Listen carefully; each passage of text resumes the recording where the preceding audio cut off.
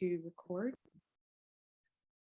We are recording, and I'm just going to formally welcome you to the emPowered Author Workshop. This is a free complimentary workshop that the emPowered PR group does monthly, and I'm so glad that you all are here and that you are here to learn about all things author websites. It's always so much fun. I know some of you all, others have become new friends, like my new friend in Spain. I love people all over the world. And not that I don't love my Louisville and Southern Indiana peeps. I love you guys too. But it's always fun to meet people in new areas. So if you don't know me, my name is Stephanie Feger. I am the owner and chief strategist of the emPowered PR group. And today we are joined with the lovely Sandy Wiles, who's an amazing member of our team.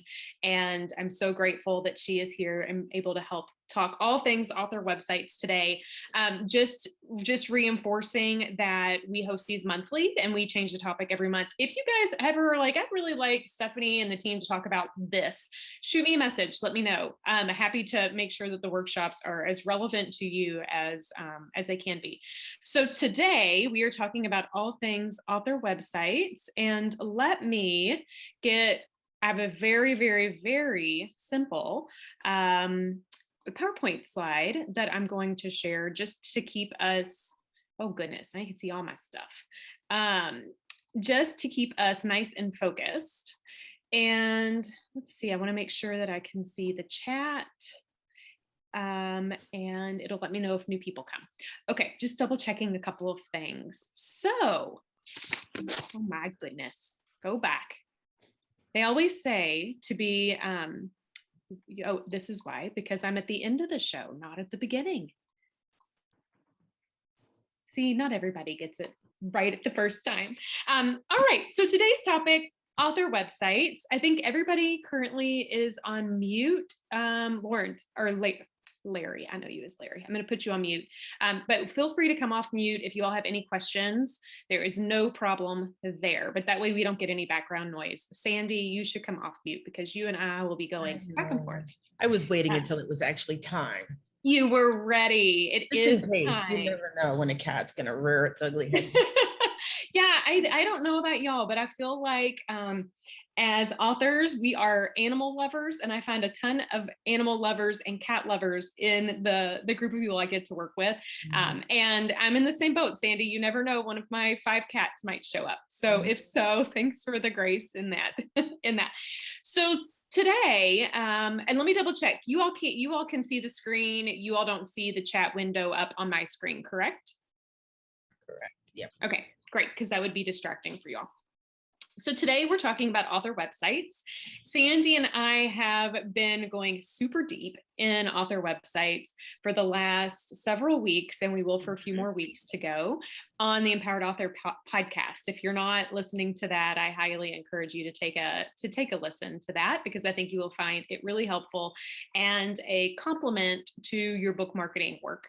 But today we want to dive in on 3 things and 3 ways that over the years that we've worked together, we think are really insightful and beneficial for authors to kind of grasp and absorb. We've done a lot of author websites together. One of the authors that we've helped with their website is on our call today. Marcy, Yay. We should use you as a prime example. Your website's gorgeous, but I know we're a bit partial.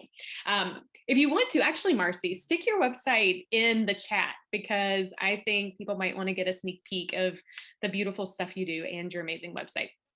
But we've done research, extensive research on what makes author websites unique and different and purposeful. And we've had the chance to work with countless authors over the last several years. So we've pulled all that together and to share the big highlights with you guys today. First and foremost, I know I already mentioned who I am, but good golly, this slide deck, this is driving me nuts. Hang on, Sandy, we got a picture of you. Okay, that's what I want. The lovely Sandy. Sandy, take a moment, introduce yourself, tell us too how you evolved to become a website strategist, designer, developer, all the things. So I actually started a business in 2007, mostly doing admin work.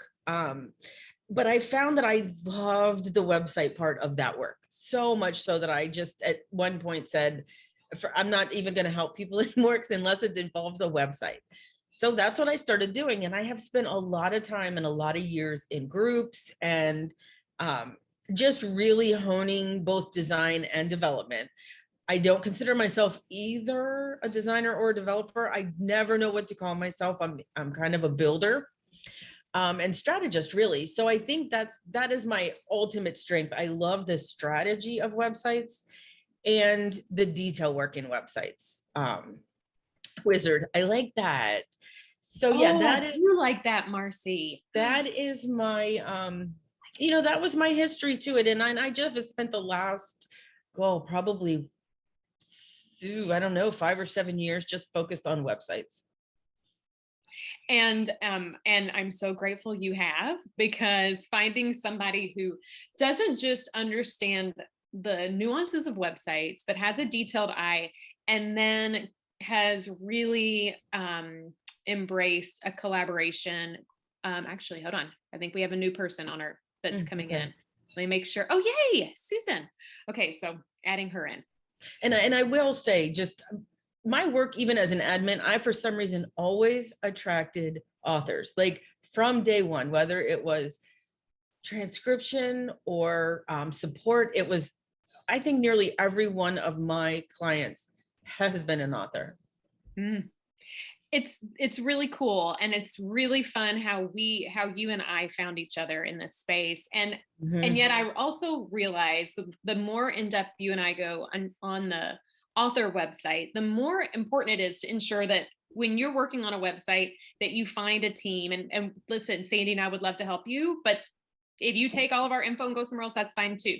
But finding a team that understands authors, because we do as authors have a unique need, and those Marcy's been listening to the latest podcast, haven't you? The Zone of Genius stuff. Yeah. Oh, you're so sweet. She says it's because you're in your genius zone. Exactly. Yeah. When you become laser focused on what you're doing, you can do it well, and you can do it really great. Just super quick, wanted to welcome Susan and Heather. So Heather, I'm putting you on mute, not because I don't want to hear you. You're welcome to come off of mute at any time, but just in the off chance we've got some background noise. But welcome. So Sandy and I found each other when we were working on a different author's work. And then we just fell in love with each other, and have been buddies ever since. But before then, I was an author who was publishing my first book with a collaborative publisher, and I'm not as embarrassed now to share this, Sandy, as I was back then, because now we've, the emPowered PR group has a solution, and you're an amazing solution to support authors. But it took me 3 months to design my own website. I was so proud. Go Stephanie. I created my own website. And Sandy went back and fixed it later. But it was wonderful. It was a lot of fun to learn the process, but it was a lot of time. And I really today want to help those of you guys who are navigating this space either on your own or trying to figure out where to put your energy. And I'll be the first to tell you, like what Marcy shared in the chat, find people who are working in their zone of genius, because I was literally working in my zone of incompetence and taught myself to the zone of competence, and I could do it.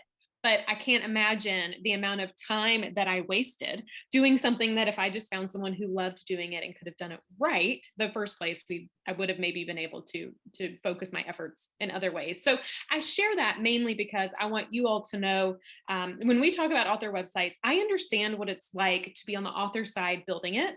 I understand what it's like to be now on the marketing side, helping authors leverage it, and everywhere in between. So we're going to talk today, and I think that's the slide that I went past Sandy when I was like, where's Sandy?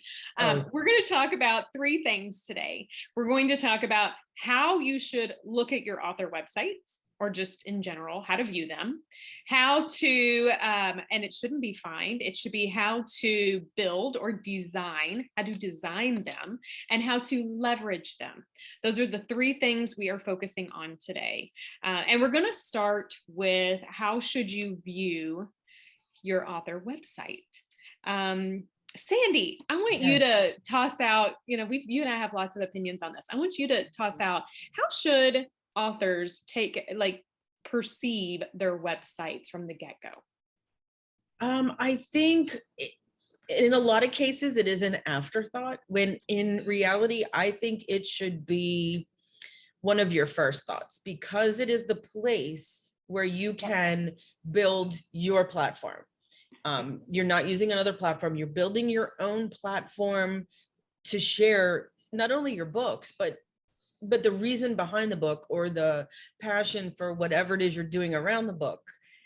It is that place for you to really just share everything you are and build credibility and confidence in what you're doing.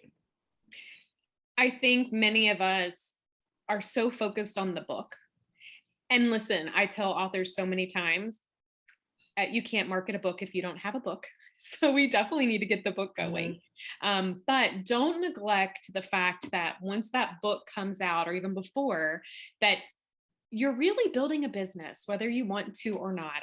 That's why I talk about in all my messaging on how I help authors and entrepreneurs, because the moment that book comes out, you're building a business. You have built a business, even if the business is merely book sales. But any business in any day and age needs a storefront. They need a place that people can go to learn more about the business, or the business just is a figment of someone's imagination, right? So Sandy and I really believe on the third point here, absolutely, you should be thinking of your website as your starting point, not the end point. In today's world, in the digital world that we live in, I would venture to say, unless you are selling groceries or materials at Hobby Lobby or Lowe's or any specific things that people, and even then, quite frankly, you can purchase them online. I actually venture to say that your storefront everybody's storefront needs to be a digital storefront. We no longer live in a world where a website is going to be the thing that makes you stick out. It's the important thing that makes you fit in the space. And so you definitely need to capture your digital presence to make sure that you've got your kind of digital hub, and let that be the start for everything you do.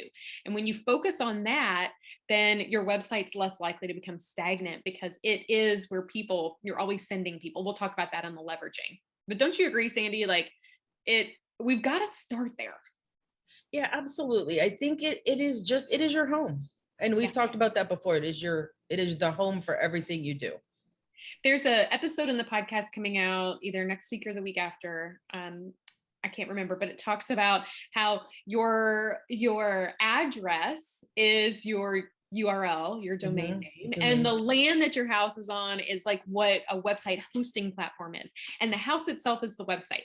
And I think that's in the next two episodes, we unpack the things you don't know you need to know about websites. And those are a couple of those things, right? But it's true. How would you tell a friend to come visit you if they didn't have your address? Like they need to know where to find you.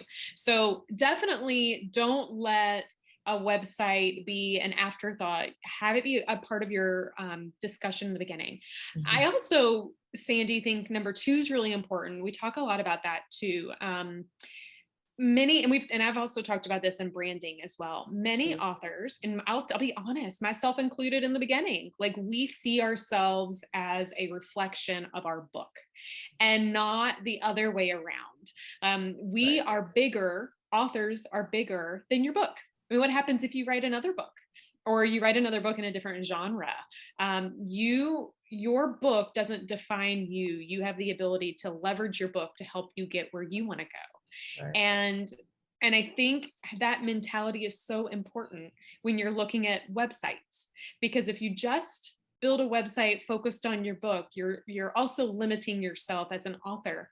And many people, out of the gazillion ways you can choose to share a message, many people who choose to share a message via a published book are doing so because they have another goal in mind, something else they want to do with it. And you want to make sure your website's in alignment with that. Yeah. Anything to add, my friend? Yeah, I feel like most authors are writing a book because there's something behind it. There's something that triggered it. There's a passion, there's a vision, there's a voice, something that they're trying to get out into the world. And the book is one avenue, but the website, it can encompass so much more than just that one book. right? It can help you with that visioning and that voice and creating that authority brand or authority personal brand, whatever you're trying to accomplish. Well, and if you think about it, most people are going to likely stumble upon your book in other places. Maybe through word of mouth. Somebody's told them about your book. Oh, interesting. I'll look into that. Or they saw you at a conference, or you spoke somewhere, or whatever, right? Like, so they're interested in the book, or they found it. They might actually go to Amazon to buy it. Like, I'm just being honest. They might just go to Amazon to buy it. If they are going to take that next step and let's say they fell in love with your book, they will likely Google you. Because I mean, that's what I do. Yeah. Google you, like, ooh, what's this person about? And then if they happen to find your website, you get to control the narrative, and you get to help them understand what happens next. And maybe what's next is more books. Maybe what's next is take your book to the book club, and here's some resources for that. Maybe what's next is invite me to come lift the information off of the page and invite it into your group. Maybe what's next is a multitude of all those things. But that's where your website can kind of be that connecting point and that hub for you. And I don't want you to be any author to be too focused on just the book. You need to talk about the book. Don't get me wrong. Absolutely. But, Marcy put her website in the chat. If y'all want to see a real life example, her website's a great option to take a peek at, and you'll see the book is there. But what Marcy can do for you is highlighted in a higher level too. Because if you're going to go to the website, you're likely going to say, oh my gosh, this woman changed my life. Now what else can she do to change my life? So don't be limited. Open your purview from the beginning on what a website can do for you. And I think that will help you leverage how you design it and how you utilize it. Anything else to add on this one, Sandy, before we go? I just want to say that Marcy's website was a really good example of, she already had a website. It was just a shift in that thinking, right? A shift in that, what am I providing, and is it speaking to that book and those people? Marcy, I totally didn't plan having you on this call. I'm glad you are, but do you want to come off of mute and just share at a high level kind of that pivot on when you created the website from the beginning, and then when we all got to work together, how we shifted it to align a little bit? Sure. Can you hear me okay? Yeah, I can hear you great. Okay. Yeah, I had a website, and it was just a vanilla website, and it was just a bunch of information. There was no strategy involved. There was no, I didn't have any kind of invitation to follow me. It was bland. It had a lot of pictures, but it really didn't capture the essence of the shoebox effect, or the essence of me and what I could provide. So in collaboration with Stephanie and Sandy, we were able to come to terms with just how we could leverage the work I'd already done. And so somebody can go there and not only want to buy the book, but know that I do speaking, that I do coaching. And I'm just really, really pleased with it. And it's, if you visited it, will follow me, because I've really enjoyed working with both of them. And it's just really put myself on a whole different level now, and the way that I look at my business. Absolutely. And it's a work of art. Actually, this is a really beautiful transition, because when we talk on the next phase, thank you, Marcy. When we talk on the next kind of highlight for today, how to design them, the third thing I mentioned is having your assets ready. And when you look at using Marcy's website as a case study, one thing that I think, Marcy, really took your website from like here to here was your photo shoot, my friend. We realized that we needed more of Marcy. And I think as authors in general, many authors choose to write because they like to share message, but they don't want to be seen. Like, and Marcy, I'm not saying this is you, right? But they want to, no, please don't bring attention to me. But people want to see you. And there was something really amazing that happened, I think, in the transformation of taking your already great website and making it even greater, was the inclusion of some photography, and really made us feel like we can understand your personality and your brand a bit more.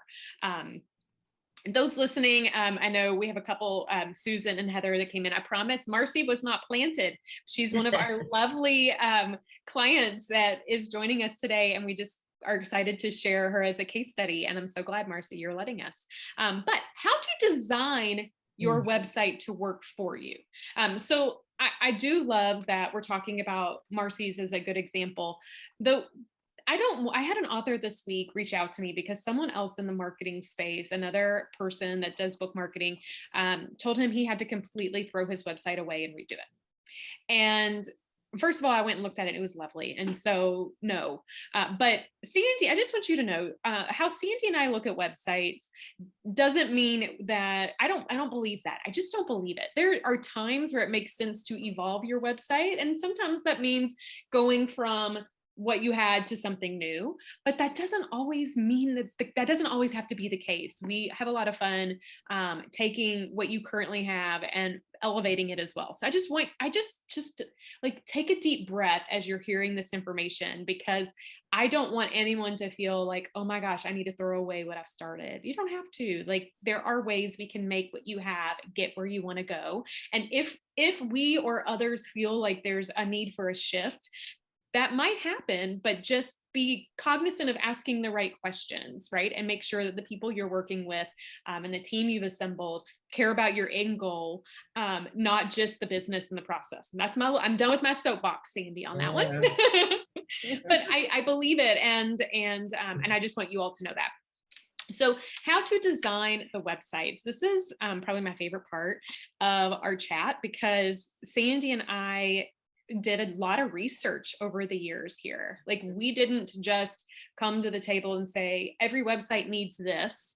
We dug deep in author and author speaker and all these different kind of nuanced author websites to identify what's consistent, what's converting, what makes you stick out, what tools do you need that other websites might not need. And this is something, because we just love websites, this is something we're constantly doing, and we're constantly thinking about of new ways, kind of ways to be innovative. But one thing that you will notice if you stick around the emPowered PR group for a half a second and you have any conversations with myself or Sandy, it's that we always start with the goal and the end in mind. We always believe in strategy. We're not a team, and I believe in anything marketing.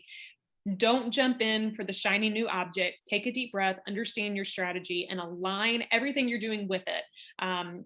In the world of marketing, there's a gazillion things you can do. I don't want you to feel like you have to go down the new shiny new object route. Let's be methodical in how we do it. And I believe, and Sandy, weigh in, please, when we're talking about website design, we have to start there too. We have to know what are your goals so that we can decide and help support you on a strategy around it. Yeah, I think website design is a misleading term, because the design is literally the last thing that I really do when I build a website. The first thing I do is asking all those why questions. Why do you want that? What are you trying to achieve? Just because the structure is more important than the actual design, which to me is the branding and the logo and the colors. But so the design is much more than that. The structure is also designed really specifically. It is. And not that there's only 3 buckets for your particular goals, but Sandy and I have over the years identified that as we start to navigate an author's goals, they tend to typically fall in 3 buckets. And understanding that helps us figure out the right kind of direction.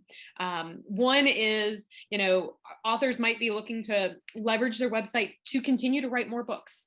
and it is a conduit to help spread the word about the books, or maybe it is a website to help connect, like a Marcy's website, to help connect your book to a bigger message and what else you want to do with it. Maybe it is more of an e-commerce solution. Maybe you are looking to actually sell your book on your website. And I'll add the caveat there. If you don't want to deal with distribution, and I'm talking about mailing and shipping and tax and all that fun stuff, then I typically recommend that we do friendly links on your website to platforms where people can purchase, and someone else can navigate all of that, that your website's the in-between for that. But some people like to have the ability to do that and offer signed copies or whatever. So understanding your goals will help any team help you design the right approach. You might go look at someone's website, you're like, this is beautiful, I love it, just copy it. And if your goals for your solutions, your goals and how you're going to use that website are not the same, and it likely won't be, then just copying it is probably not the right strategy. So really we always start with having clarity on your goals. And if that is something you don't know, don't fret. Like, again, it's something our team could help you with. Any marketing strategist could help you with, or you could just sit down and think about those. Right. I think reflect yourself reflect for yourself on some of those questions. I have a cat issue over here. Can you hear it? Sorry about that. We put the caveat in there that we have cats that could be running, but my cat's having a problem over here.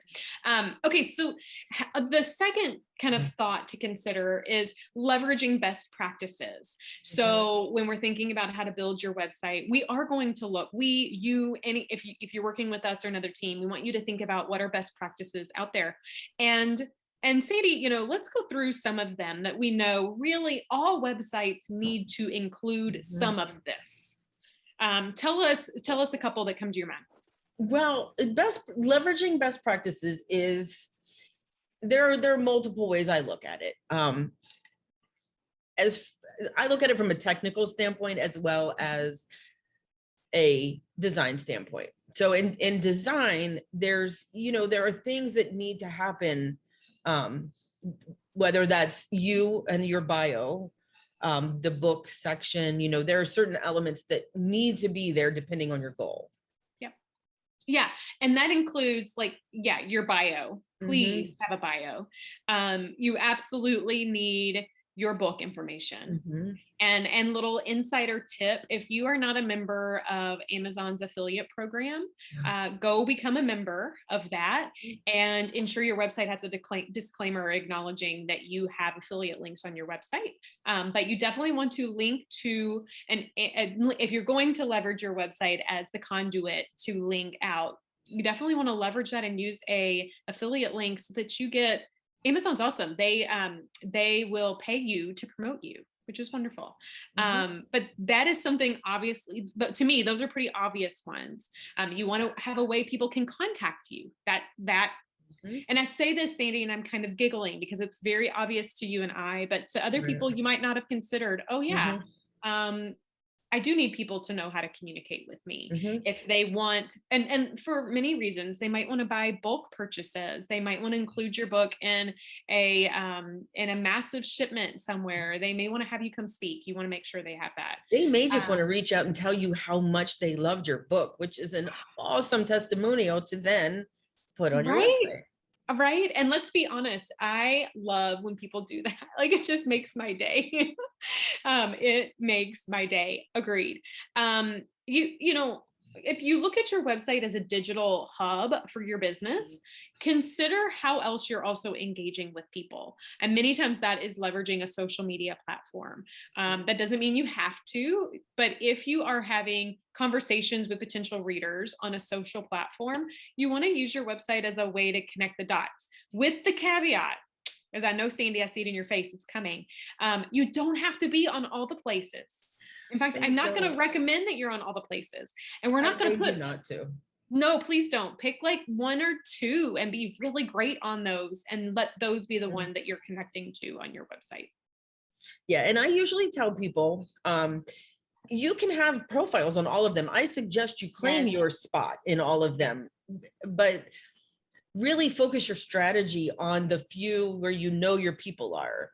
Yeah. And then the others you kind of push stuff to, but you don't have to really focus all your energy into them. You feed into them through other places. I recently told an author that I realize marketing in and of itself can be overwhelming, and my goal is to help omit the overwhelm.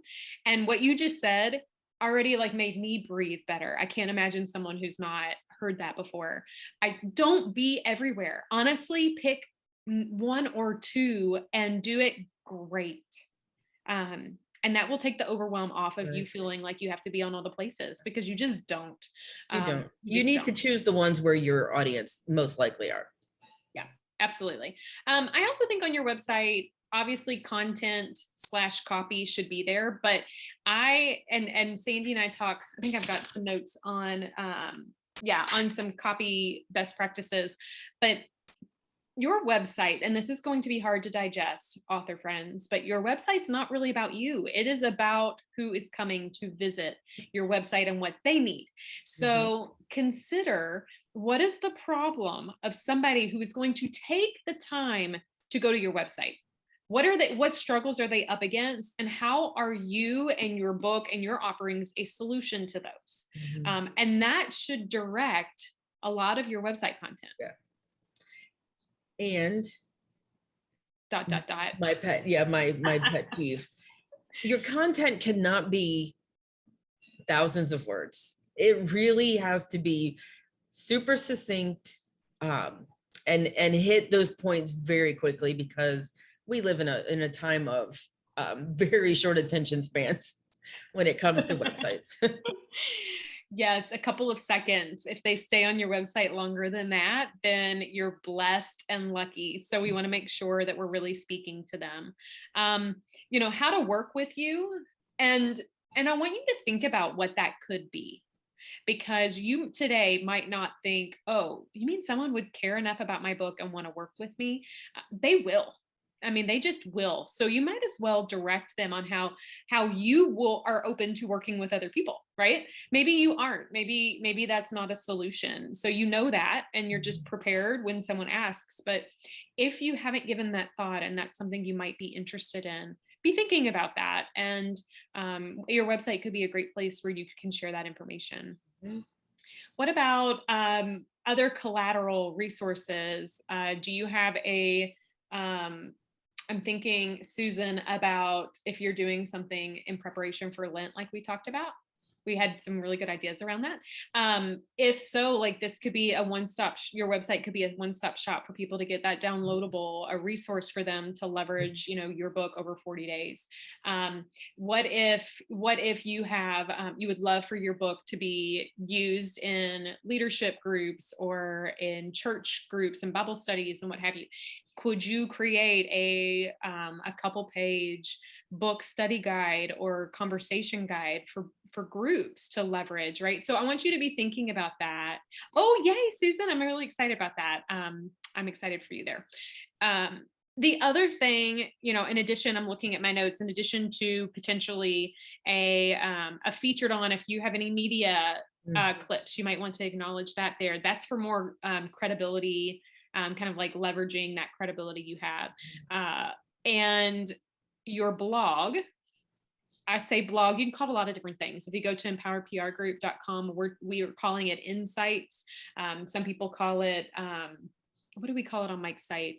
Sandy? Articles. I think it's articles. Yeah, same thing. We're just talking about dynamic content there. But the other thing, there are two things particularly, I think authors, they're not on the forefront always for websites. One is an opt-in.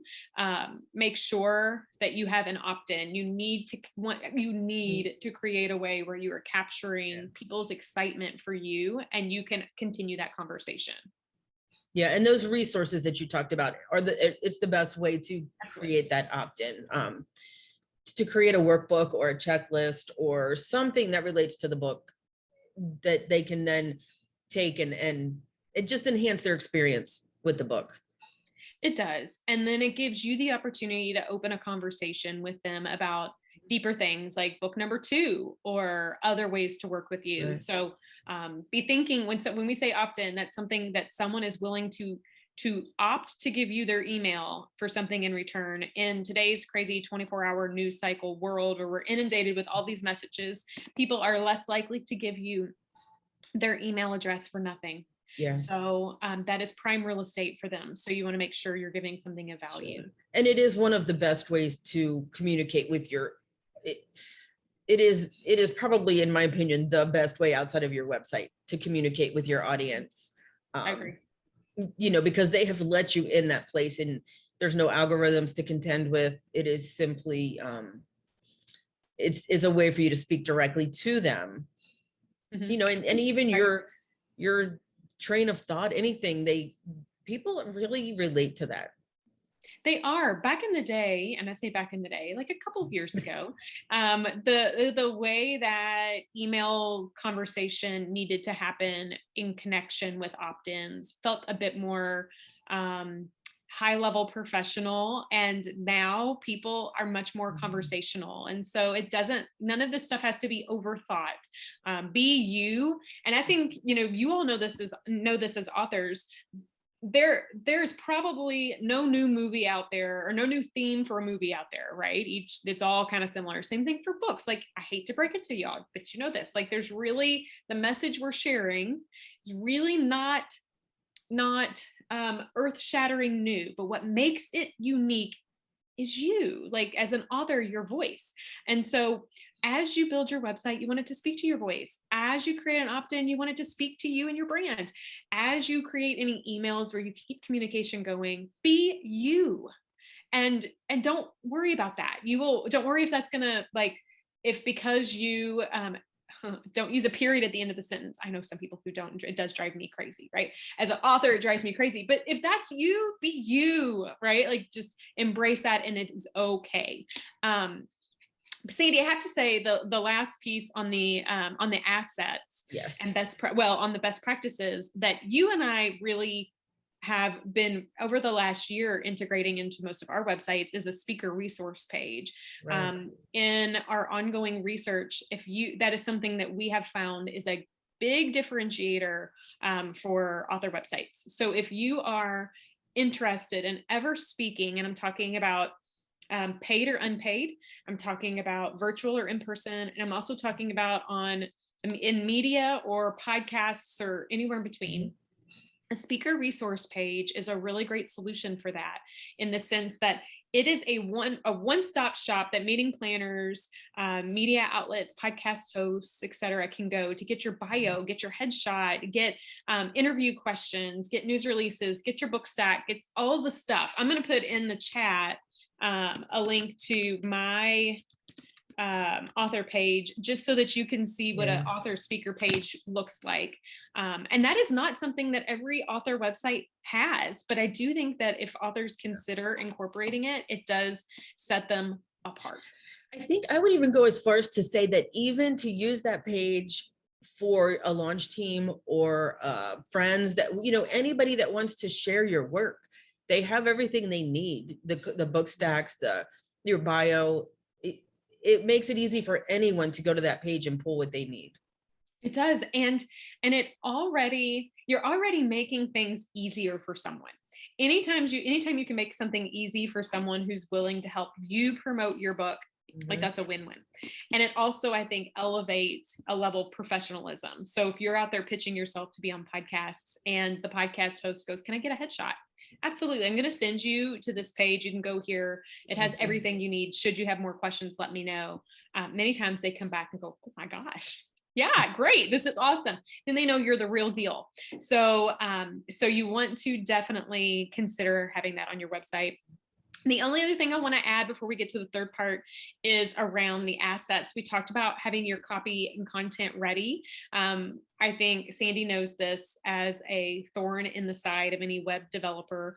If you come to the table and you don't have you want a website, but you haven't given thought to content, and you don't have a team you're working with that's going to help you, we can't do a website, right? Like, so we need to create the content. Oh, awesome, Susan. Susan posted in the chat a great marketing page for a new book. Fantastic. I'm excited to take a peek at that. Thank you so much for sharing it, Susan. So make sure you have content. And if you don't, make sure you have a plan on how you get it. If you were to work with the emPowered PR group, we would work on content creation before we ever pulled Sandy in on execution. But Sandy would be a part of the discussion because content and design are connected to the goals. So it's all very interconnected. But also you need to make sure you have photos, even if it's just a headshot. I tend to recommend some brand photography. We can look for some, you can look for some stock photography, but if you have really great photos, that makes you stick out in a good way. And then make sure you have a brand identity. Rest assured, if any of that overwhelms you, our team is available. We have the capacity to help you with an author brand. Even if you're not in the greater Louisville area, we have the capacity to help photo direct if you need headshots, and we help with content. So I'm just sharing all of this because if you are trying to figure it out, you're going to want those things in place before you move forward. All right, parting thoughts on this topic, Sandy, before we go to the third one? I don't think so. I mean, assets are there's a lot of them, in your book stack, there's a lot of things that have to. Oh, yes. Yes. And just so you guys know, go to empoweredprgroup.com. Here, I'll put it in the chat. empoweredprgroup.com/website. We have a free downloadable that is on all the assets you need before you work with a web developer. So if you don't have a website, or if you know someone that needs a website, this is a tool that they could, that you can download and be thinking through of all of the things so that you have the most pleasant experience on a website design project. I'm glad you mentioned that. I had it in my notes to share, Sandy, and I forgot. Oh, okay. All right. Third thing we want to talk about today. How do you leverage the website? So you have this wonderful website. Yay, it's beautiful. Yay. Now what? What do I do? I know a lot of people who, Susan, oh my gosh, the fact that you're on the call, I'm going to share this and I hope I don't embarrass you, because something you told me, I have just giggled at and I have absorbed as a key point of how I do business now. But I'll never forget when you told me I would rather clean toilets than market. Please don't ever make me market. I'll go clean toilets. And I thought, oh my gosh, if you lived in the area, we could do a trade, because I don't like doing toilets. I love to market. So you can come over and clean my house. But it reminded me of how many of us just don't like to go out and talk about ourselves or sell ourselves. And if you have a website that is really designed to work for you, then you can let it sell for you. I'll never forget when I secured a major speaking engagement with a major mega church in my area that I had tried to pitch for about 1.5 years and got nowhere, because they found my website and fell in love with the brand and all that I could do. I didn't have to sell it. It was already sold. All I had to do was, be a pleasant person to work with. And they said yes. And I've done several speaking engagements with them since. So you can let it sell for you if you do it right. Sandy, any thoughts on that one? Yeah, no, a good website that looks professional, details are taken care of, because I love the details. Yeah. It really elevates you in the eyes of other people. Judge, maybe I only judge, but people judge based on what your website looks like. I do. I mean, I probably shouldn't, but if I go to a website and it's slow or it's just not, there's just things about it, I kind of leave and think, they could be a fabulous company or a fabulous person. Well, it's the same concept of don't judge a book by its cover, but we do. We do. And that's why book covers matter so much. Same thing on the website in regards to your presence and what people are going to get from you, and so if it's not methodically created, if it has a lot of typos, if it's not designed in a way that makes sense for your potential reader or potential client, that could be a stop gap, or not a stop gap, a stop between what you are doing and what you could be doing. Yeah. I also like to give some like real world easy ways on how you can leverage it. And that is, I want you to think about things that you have in your life that are pretty automated already. And how do you just incorporate your website into it? Anybody that reaches out to me here at the emPowered PR group is going to get my email signature in my response. And that has grown over the years. And I change it every month. But I have a link to my website in the email signature. So then I don't have to tell people go to my website. If they enjoy the interaction, they'll take that step. Look at all of your social media platforms. You have kind of an infrastructure in each of them where you can put your website in there. Yeah. Do it. And then when you're out talking about all your great book stuff, people will go and they will find it that way. Make sure it's on your business card. It's in all of your marketing materials, any speaking engagements that you do. Make sure it's on your PowerPoint slides. Put it in the back of your book.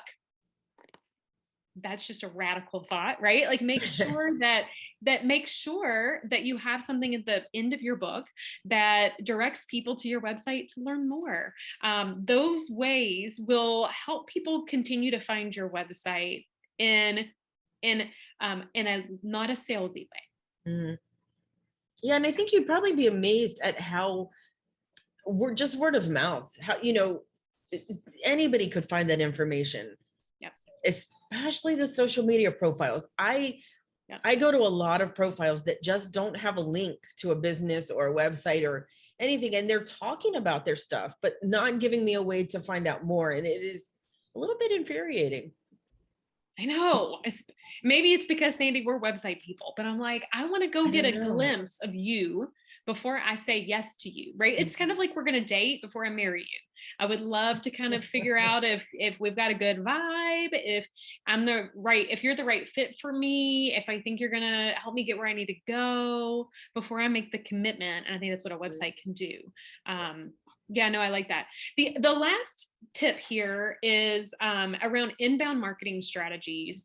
If you're not familiar with inbound marketing, just as a concept, what that means is, well, let me backtrack. There are two ways people look at marketing. There's it's an outbound. I was going to say Xbound. That is not real. It is outbound marketing and inbound marketing. Most people, when they think of marketing, they're thinking of outbound marketing. They're thinking of things that we're going out and we're pushing and we're come to all this stuff, right? Inbound marketing is finding a strategy to draw people to you. So you're not like going to find them, you're drawing them to you. And typically that's in alignment with content creation and sharing value. If there's a book, and I don't know, I'm in amongst book lovers. One of my favorite books to read is They Ask You Answer. If you've not read it, you must. And it is a marketing book, but it's written by someone who is not a marketer. So it is really easy concepts to hear out and to kind of embrace. But he shares a lot of inbound marketing strategies, and they're related to how you leverage your website for those strategies. And that has a lot to do with ensuring that you've got a dynamic website where you have a blog you're sharing, or you're leveraging your blog as a home for video content. You have podcasts, something that allows you to give value and you're driving people back in. And then when you do, that opt-in's there. So they raise their hand and go, yes, I loved that content you shared. Now I want to be a part of your community. What do you think, Sandy? Anything to add on that one? Yeah, I told you, I think I told you about the article I read that said there is a big difference between marketing, sales, and advertising. And a lot of times people think of marketing as either sales or advertising, and it's just not. Sales can be pretty pushy, aggressive, and advertising kind of comes across the same. You're just straight promoting yourself. Marketing is it can be so much more subtle in what you're doing, and just speaking and kind of giving enough value that people want more. So they're just drawn to that. I want more info. And that always feels so much better to me. After Susan was so honest with me about cleaning toilets and her marketing annoyance. I had this epiphany that many people think of marketing as icky, and it doesn't have to be icky. When you're doing it in a way that's very value focused, it feels energizing. And if you're doing it where you're giving value, but you're laser focused in how you're doing it, you also aren't overwhelmed in the process. And your website can really be the hub for that. Yeah. Oh my gosh. Providing value doesn't really feel like marketing. It's because it's a natural thing. You're trying to help people. I know. And again, we all wrote books for a reason, whether it's a fiction book that we want to help transport somebody outside of life to something else, right? Or whether it's a nonfiction book where we want to give them something to embrace in their, like, we did it because we want to help people. Don't ever forget that the reason you're doing this is because you want to help people. And when you focus on that, then the things we talked about today aren't so overwhelming or stressful because it's not about you. And I don't know about you, but I don't like talking about me either. Like, it's all uncomfortable. I don't like that at all. But I love helping people. So if you always focus on helping people, you'll be good. How do I'm trying to remember what my little slogan is around value. Don't give in, don't give way, don't give up, give value. So when you feel like you're wanting to give in, don't. When you want to give up, don't. When you want to run away, don't. Just give you, and call it the universe, call it God, call it manifestation, call it abundance, call it whatever you want. It will come back to help you. I just believe that. I believe that wholeheartedly. All right, we have time for questions. What questions do y'all have? You can come off the chat, you can put on, or come off of mute, you can put them in the chat. But you have 2 strategists on the call, and we would love to help you in any way we can. I'll go first. Yay. And this is actually a request or a suggestion for another call. And that would be okay, because I know if anybody here is like me, you know, having a website's great and it's wonderful, and you get it, and then you're like, okay, what about the back office? What about when I need to change this? What about, oh, that picture's outdated? Yeah. What about how to blog? How do I get in? It's over freaking whelming. Yeah. It is. At least it is to me. Yeah. And I'll tell you, that is one of the biggest reasons that I love doing what I do, because so often I saw websites built and then people were like, oh, okay, I have it, now what? And, you know, I try to give at least 30 days of my time to say, you know, if you have any questions, if you see things, if you run into things, let's get it figured out now. Make sure it's working the way you expected it to work. I mean, personally, I do provide care plans and things for clients. Not everybody needs it, but websites are not a set it and forget it tool. It has to be taken care of. And I like to show people how to do you know, you want to stay relevant. And if you're like me and you're not techie and you're not, you know, you want to know the latest things, like what am I missing? But those simple things where you can sit down and have that 101 to start out with, I think would be helpful. That's my 2 cents. I love that. And that does make me think of something to add. And I would say, consider this a red flag when you're looking for the team that you would be working with to help make your website come together. There are designers out there who don't want you to know that information because they want you to invest more in them. Yeah, Marcy, I know exactly what your first round was like that. I found out the hard way. Yeah. Right. What did you say? I cut you off. I said, I found out the hard way. You did. Right. I mean, and sometimes, man, this industry can be painful on you, right? Like, we don't know what we don't know. I have never believed in that. I am, the essence of what emPowered PR Group is all about is about empowerment. And what that means is, depending upon where you are in your author space, there are things you're going to want to know and things you don't want to know. I have some authors who are like, don't ever tell me the back end. The thought of it makes my head want to explode.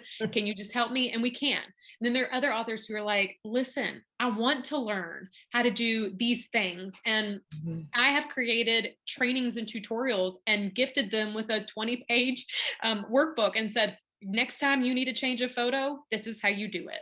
So make sure you just find a team that can work with where you want to go in the process. That's a great question, Marcy. Susan put a question in the chat. She says, it seems many writers are using guest posts to populate their blogs. What are your thoughts? Okay, I have a couple schools of thought here. Thought number one is it's not a bad strategy, because if you are using other people's content to get into your blog, if it makes sense, what you are doing are two things that could benefit you. One is you're keeping your website dynamic. You're creating content, and if too much content, or if creating content overwhelms you and you want other people to help with it, fine, do it. The second thing is you're leveraging someone else's platform. So as long as you have them agree to promote it, that will drive back to your website and you'll find value in it. The hesitancy you heard in my voice when I said I've got a couple schools of thought is that I don't, depending upon your book and your message, don't give away your real estate for nothing, right? Like, this is your message, your website, your business hub. So depending upon the goals of what you are doing as an author or your business, I think would dictate whether or not guest posts would make sense. You could always interview somebody. Like, so I guess when I think about like my own brand, I would be more apt to interview somebody and then write it as an interview for that person than have someone write it and post on my site. That's just my 2 cents though. Sandy, what do you think? Oh, so it really depends on how you do it. I mean, it obviously has to speak to what you're talking about, right? Your people it needs to be in line with your voice and vision. And it really so there are people that'll go out and pitch cold email, can I guest blog? No, don't. Yeah. They do it a lot of times for link backs, it's internal linking, external linking. It's key to get Google to find you, but it really has to be based on your work. Truly has to be on your work. I think that's the biggest caveat. It goes back to what are your goals? What are you wanting to get across? And if that aligns with having guest writers, go for it. And how well do you know this person and their work and their voice? We live in a time where you have to be super careful about who you're I don't know how to say that.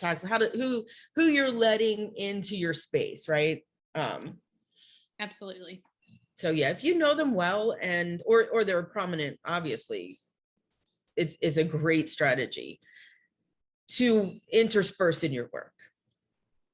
Yep. All right. I think I have time for one more question if anybody has one. Hi, Marcy. All righty. Any other, let's see. Nope. Okay. Awesome. Well, just as I had mentioned, this is recorded. So we will, I'll share the recording, I'll post it, and I'll send you guys a link to it so you can look back at it, as have been our previous workshops that we've offered for free. So if you have not subscribed to our YouTube channel, go to it. You're going to find some really useful stuff. The one we did last month was on creating a content calendar for 2022. So you might find that to be very interesting, especially after we talked about they ask you answer. We also here at the team offer free 15-minute chit chats, which is a great way for us to figure out how we can help you or how we can direct you to other resources. If you have questions or if there's something we can do, take advantage of that. You go to the website, go to the connect button, and there'll be a little form that shares, I just want to know some information about you so I can leverage that 15 minutes in the best freaking possible way. And let's chat. Like, it could be about anything. And I don't want you to feel like that is meant to try to sell you on something. I'm in the business of helping people. So if we can help you and direct you, awesome. If we can help you as a solution, awesome too. So take advantage of that. Sandy and I have 2 more episodes on this season of the Empowered Author podcast. It comes out on Tuesdays, so take a listen. You'll find lots of additional stuff. I mean, we just scratched the surface today on some awesome things on author websites. There's so much we've talked about, so listen to that full season. And then don't forget to go to empoweredprgroup.com/website to get our freebie. Okay, that was a lot of stuff. I hope you guys join us next month. I really do mean it. If you guys have ideas of specific topics you want to hear about, let me know. We'll create a workshop around it. And I will be sending out an email about next month's workshop and the topic. It will be exciting. It always is exciting. I'm so glad you guys were here. Sandy, thank you so much for joining me today. It's always great when we can collaborate. I know. Well, thank you. It was fun. It always is. Absolutely. And it's good seeing all of you guys, even those here in the US and those who live in a different continent across the big pond. It's so nice to meet you, Zan. And sayonara for now. I hope you'll have a great rest of your week.